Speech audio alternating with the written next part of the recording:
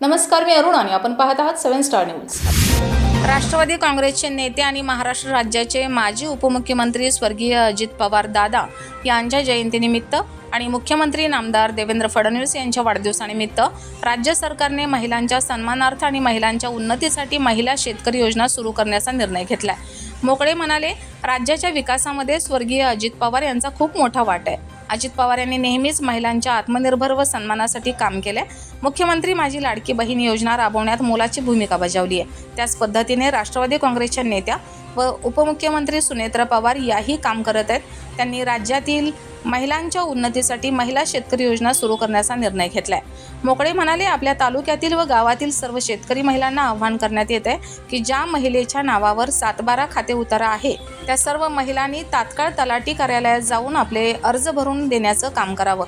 ज्या महिला अर्ज भरून देणार आहेत त्या महिलांना शेतकरी दाखले वाटप केले जाणार आहेत। तसेच यापुढील काळामध्ये राज्य सरकार शेतीसाठी ज्या योजना राबवणार आहे त्या सर्व योजनांचा थेट लाभ या महिला शेतकऱ्यांना दिला जाणार आहे। मोकळे म्हणाले, शासनाने तलाठी कार्यालयात अर्ज उपलब्ध करून दिले आहेत।